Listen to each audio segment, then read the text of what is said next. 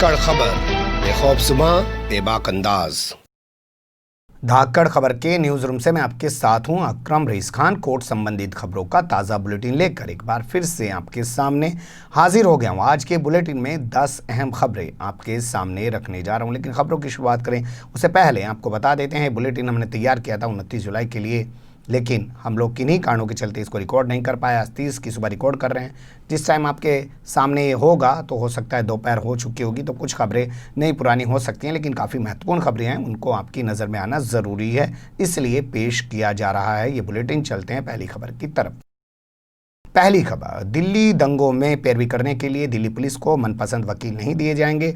दिल्ली सरकार ने बाकायदा कैबिनेट की मीटिंग करके ये फैसला ले लिया है। बता दें आपको, दिल्ली के एनजी यानी कि लेफ्टिनेंट गवर्नर, हिंदी में बात करें तो उपराज्यपाल अनिल विज ने बाकायदा एक लेटर लिख के कहा था अरविंद केजरीवाल सरकार को कि 7 दिनों के भीतर 6 वकीलों का एक पैनल बनाए जो दिल्ली पुलिस चाहती है, उसके पसंदीदा वकील हैं, ताकि वो इन वकीलों के जरिए हाई कोर्ट और सुप्रीम कोर्ट में दिल्ली दंगों की पैरवी करवा सके।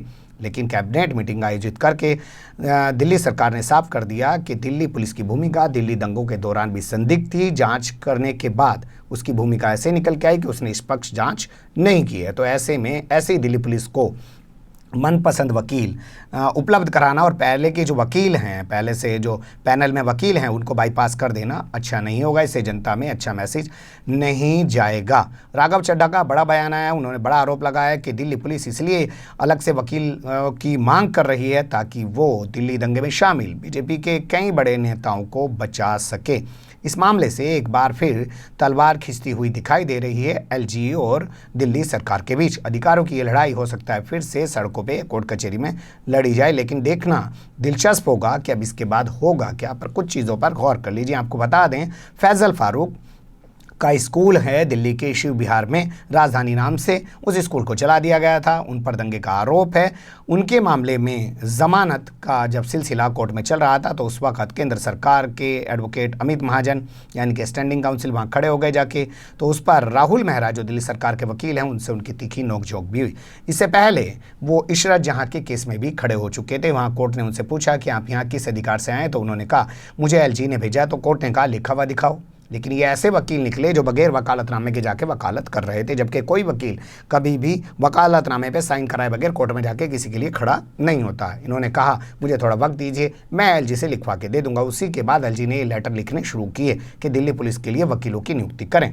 बता दें आपको, इस स्तर तो यहाँ तक गिर गया है कि देश के सॉलिसिटर जनरल, जिनके पास फुर्सत सुप्रीम कोर्ट से ही नहीं होती, हाई कोर्ट में भी बड़ी मुश्किल से जा पाते हैं, वो पहुंच गए एक डिस्ट्रिक्ट कोर्ट में, क्योंकि वहां गुलिफ्सा का केस चल रहा था। गुलिफ्सा पर यूएपीए लगा हुआ है। अब इस स्तर देख लीजिए कि अमित शाह ने पूरी फौज दिल्ली दंगों में उतार दी है, या तो लोगों को दोषी साबित कराने के लिए या कुछ लोगों को बचाने के लिए। क्योंकि अगर वाकई में ये इतने चिंतित होते कि वकील अच्छा काम नहीं कर रहे हैं दिल्ली के, तो जमात वाले मामले में तो वकीलों की फौज उतारते। इतने मुकदमे किए गए जमात वालों पर, इतना लेकर उनको नफरत का माहौल गढ़ा गया। लेकिन अब देखिए, किसी पे 2000 का जुर्माना, किसी पे 5000 का जुर्माना, किसी पे 10,000 का जुर्माना, और वो सब लोग बरी हो के अब अपने घरों भी आ रहे हैं हवाई जहाज से उड़ उड़ के हैं। और लेकिन उस वाले मामले में तो वकील ना उतारे, इस वाले मामले में वकील उतार रहे।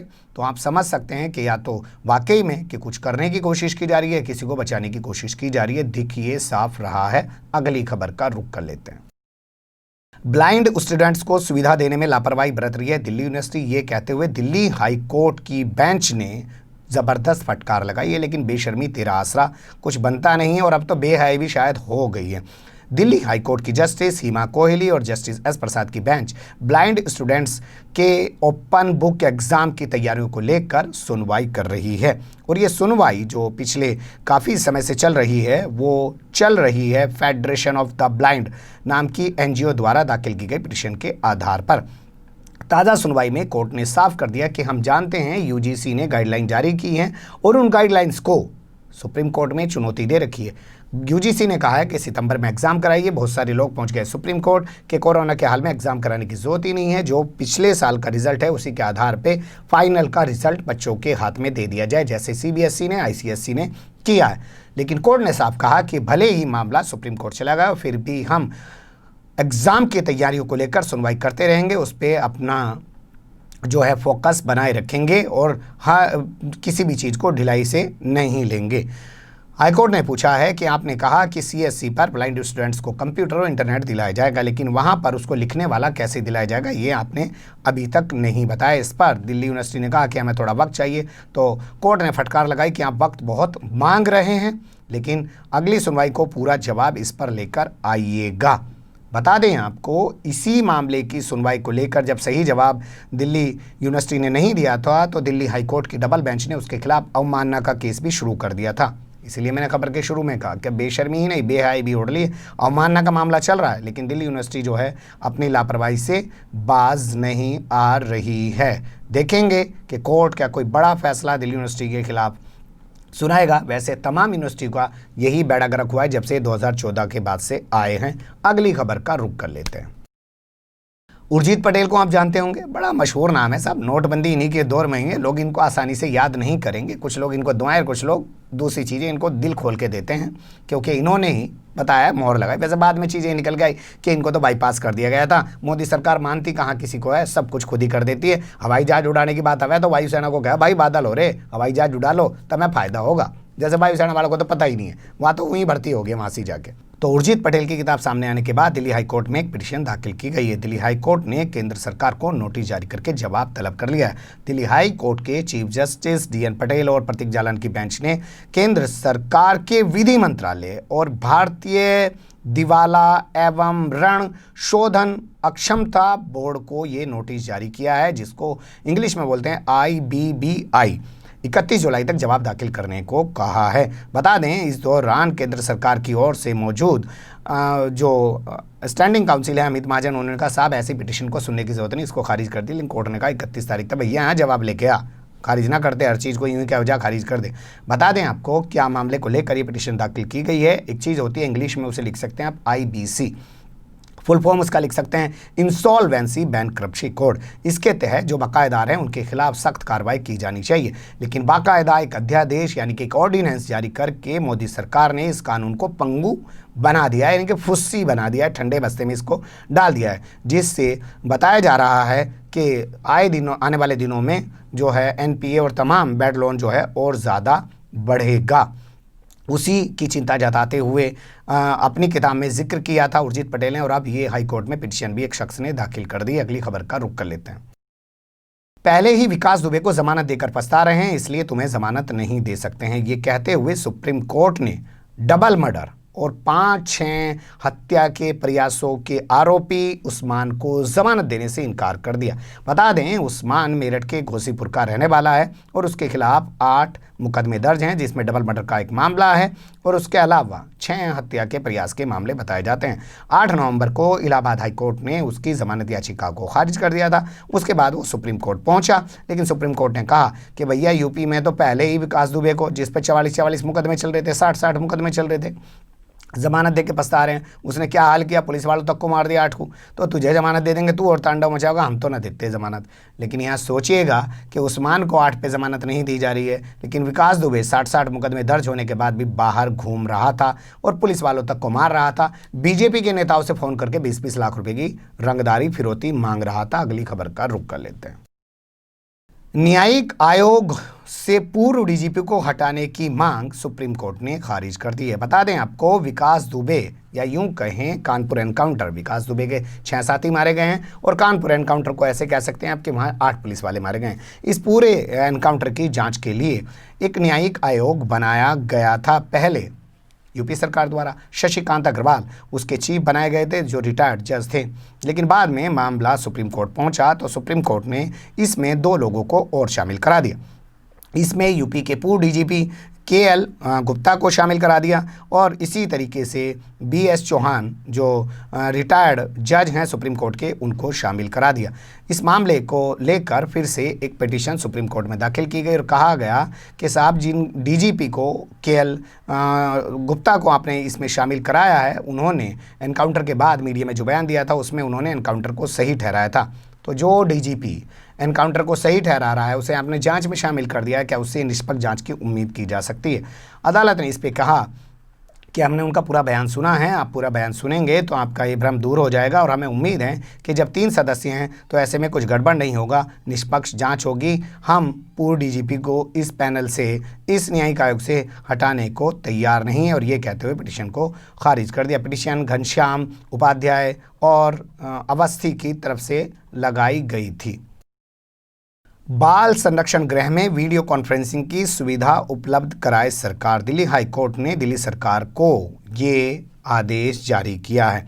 बचपन बचाओ आंदोलन नाम की एक संस्था दिल्ली हाई कोर्ट में पहुंची और उसने एक पिटीशन दाखिल करके कहा कि साहब, जो बच्चे हैं जो बाल संरक्षण गृह में रहते हैं, आजकल कोरोना के चलते अदालत में उनके बयान दर्ज नहीं हो पा रहे हैं, उनके केस आगे नहीं बढ़ पा रहे हैं, तो ऐसे में अदालत में भी जो उनसे संबंधित अदालत है, आजकल अदालतें स्पेशल होती है ना, महिलाओं के लिए अलग अदालत, फैमिली के लिए अदालत अलग, MLA MP के लिए अलग अदालत, तो उनके केस उन्हीं में चलते हैं। तो ऐसा कुछ करके बच्चों की अदालत है, वो भी अलग मामले वही सुनती है।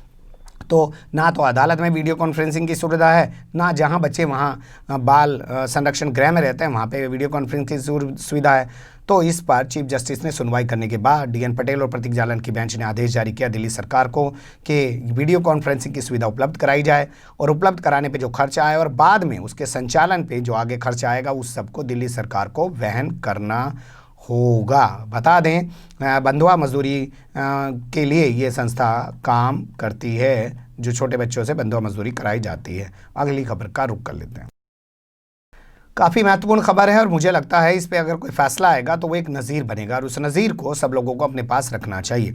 दिल्ली हाईकोर्ट में एक पिटीशन दाखिल की गई है जिसमें कहा गया है दरोगा या इंस्पेक्टर को यह अधिकार नहीं होना चाहिए कि वो जुर्माना लगा सके। बता दें आपको, आजकल दिल्ली में कहा गया है कि जो लोग कोरोना की गाइडलाइन का उल्लंघन कर रहे हैं उन पे दरोगा, इंस्पेक्टर जो है जुर्माना लगा सकते हैं।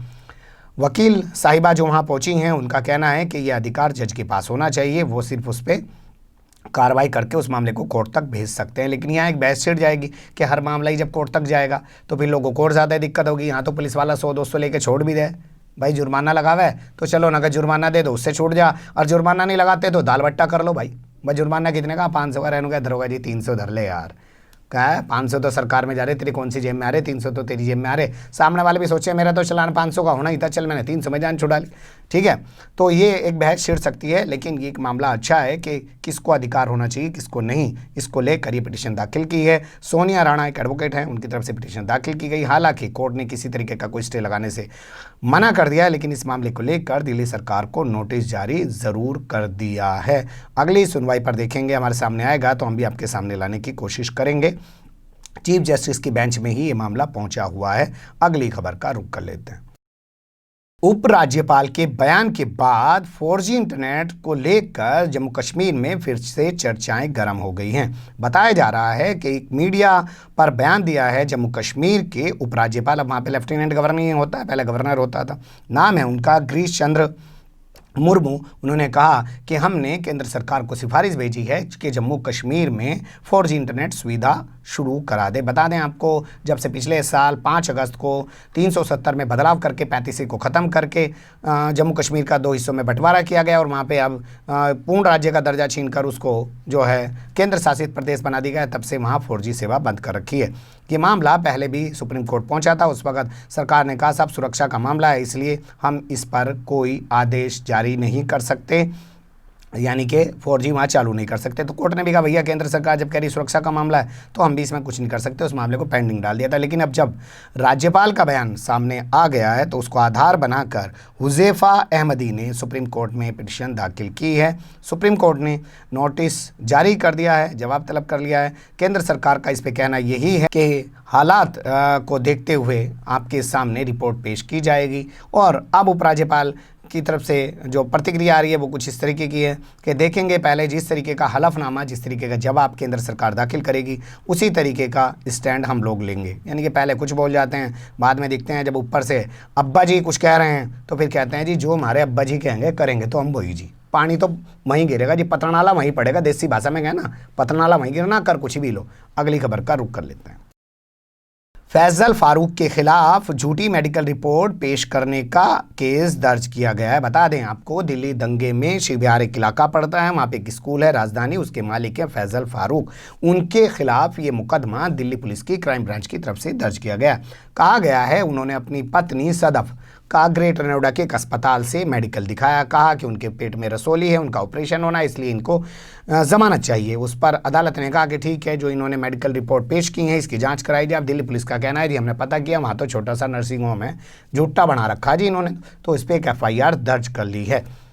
इससे पहले भी फैजल फारूक के खिलाफ दिल्ली पुलिस 2 मुकदमे दर्ज और कर चुकी है, जिसमें आरोप लगाया गया है कि ये गवाहों को धमका रहे हैं। बता दें आपको, फैजल फारूक के खिलाफ दंगे के दौरान 2 मुकदमे दर्ज हुए थे।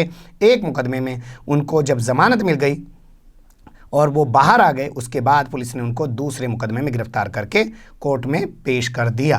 पहले जमानत को भी दिल्ली पुलिस ने हाई कोर्ट में चैलेंज कर रखा है, यानी कि भैया इन्हें भी आजम खां बना देंगे। मुकदमे 5 हो लिए, अब तो मुकदमे इतने कर दो कि आजम खां है 4-5 को जमानत मिल जा और फिर इतनी लगा दें, ले भैया अंदर ही रहे, बाहर आने की ज़रूरत है ही नहीं। अगली खबर का रुख कर लेते हैं। अजान के लिए मस्जिदों में लाउड स्पीकर पर लगाई जाए रोक। गुजरात हाई कोर्ट के अंदर ये एक पिटीशन दाखिल की गई, जिसमें कहा गया है कि रात को 9 बजे अजान करें जी। इससे जो धर्म विशेष यानी हिंदू समाज के लोग हैं, जब वो सोने जा रहे होते हैं उनकी नींद में खलल पड़ जाता है, वो परेशान हो जाते हैं, सोच नहीं पाते। दूसरे तड़की तड़क अजान करने लग जाए जी, सवेरे सवेरे 5 बजे 4 बजे अजान कर लें, उस वक्त हिंदू समाज के लोग सो रहे होते हैं, उनकी नींद में फिर खलल पड़ जाए। तो ये जो है लाउड स्पीकर पर रोक लगाई जानी चाहिए। हमने इस मामले को लेकर गांधीनगर के सेक्टर 17 के थाने में भी एप्लीकेशन दी थी, लेकिन वहाँ उन्होंने कुछ कार्रवाई नहीं की, इसलिए अब हम आ गए हैं हाई कोर्ट। तो हाई कोर्ट इस मामले में कुछ करे, ये पिटीशन हाई कोर्ट में दाखिल की गई है। दलील जो दी गई है वो थोड़ा सा सुन लीजिए। कहा गया जी अजान तो पहले भी हुई थी, मस्जिदें पहले भी थी, नमाज पहले भी होती, लाउड स्पीकर तो 1930 में ही आया भारत में, उसके बाद अब लाउड स्पीकर से सब कुछ परेशान किया जा रहा है। इस पर पाबंदी लगना बेहद ज़रूरी है। देखेंगे हाई कोर्ट इस मामले में क्या कम करेगा, किस तरीके की सुनवाई होगी। लेकिन सोचिए कि रमज़ान में तो यहाँ हिंदी भाषी क्षेत्र के अंदर बवाल मचाया जाता है मस्जिदों पर लाउड स्पीकर अजान को लेकर, और जैसे ये बकरीद खबर करीब आई तो यहाँ गांधीनगर में और गुजरात हाई कोर्ट में पिटीशन दाखिल करके पूरे गुजरात की मस्जिदों के लाउड स्पीकर पर अजान देने से रोक लगाने की मांग की जा रही है। क्या इत्तेफाक है, संयोग है या प्रयोग है, ये आप तय कीजिएगा। अपना काम है रिपोर्ट करना, आपके सामने धर देना, ठीक है। अच्छी बुरी जो भी लोग हैं कमेंट्स के रूप में आप लोग अपनी राय दे सकते हैं। खबर को लाइक कर सकते हैं, चैनल को सब्सक्राइब कर सकते हैं और ज़्यादा से ज़्यादा हमारी खबरों को शेयर कर सकते हैं। फिर ऐसे ही किसी सुलगते हुए उलझते मुद्दे लेकर मैं आपके सामने हूँगा हाजिर। फिलहाल अभी मुझे दें इजाज़त।